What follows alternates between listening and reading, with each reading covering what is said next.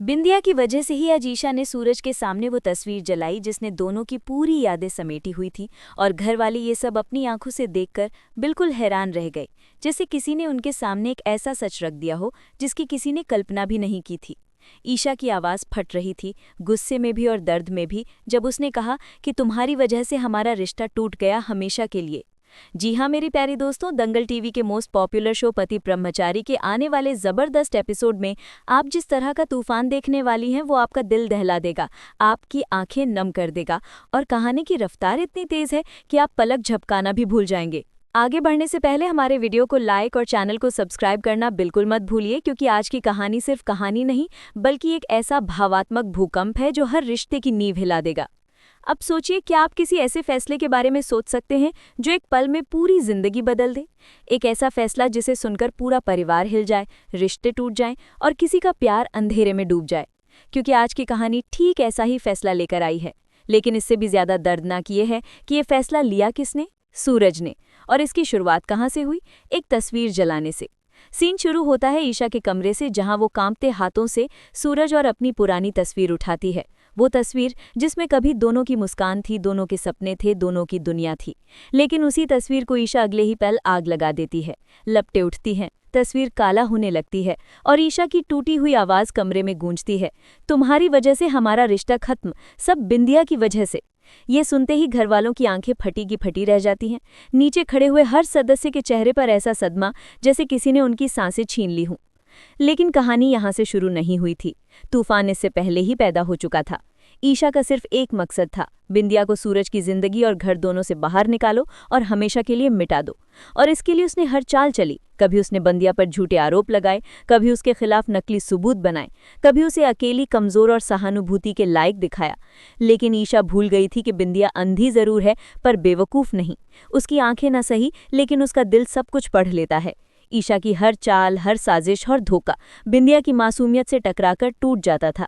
और इसके साथ साथ सूरज के भीतर भी एक बवंडर उठ रहा था। वो खुद को दोषी मानता था कि बिंदिया की जिंदगी में अंधेरा उसकी वजह से आया है। उसके दिल में हर पल एक दर्द जल रहा था, एक अपराध बोध जो उसे अंदर से खत्म कर रहा था। उसे लगता था कि अगर बिंदिया की आंखों की रोशनी उसकी गलती से गई है तो उसे वापस लाना भी उसकी ही जिम्मेदारी है। इसी सोच ने सूरज को एक खतरनाक लेकिन दिल तोड़ देने वाला फैसला लेने पर मजबूर कर दिया। एक दिन वो चुपके से डॉक्टर से मिलता है, वहां सारी औपचारिकताएं पूरी करता है, फॉर्म भरता है, दस्तखत करता है और फिर वो फैसला ले लेता है जो किसी ने सोचा भी नहीं था। सूरज ने तय कर लिया कि वो अपनी आंखें बिंदिया को डोनेट करेगा। हाँ, अपनी आंखें। खुद हमेशा के लिए अंधेरा स्वीकार कर लेगा, लेकिन बिंदिया की दुनिया में उजाला लौटाएगा।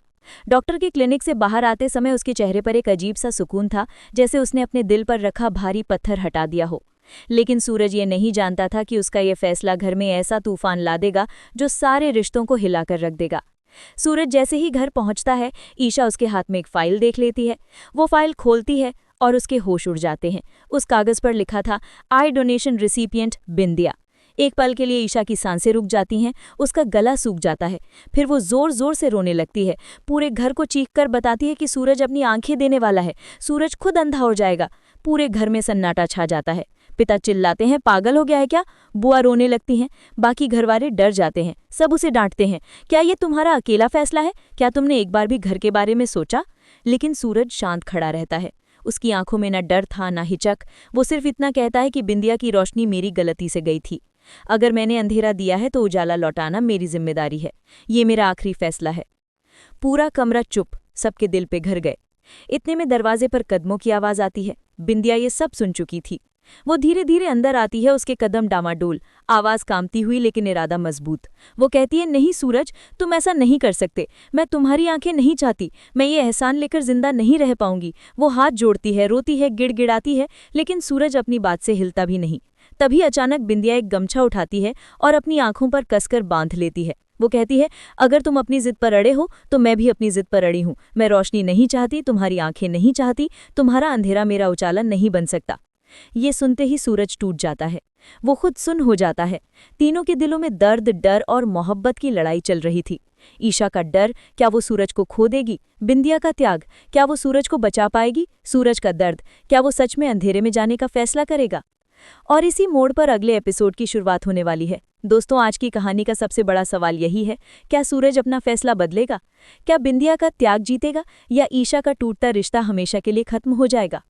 अगर आप ईशा की हिम्मत और सच से इंस्पायर होते हैं तो कमेंट करें, सच्चाई की राह पर ईशा जैसी मजबूत हूं। यदि आप टीम ईशा हो तो लिखो टीम ईशा फॉरएवर।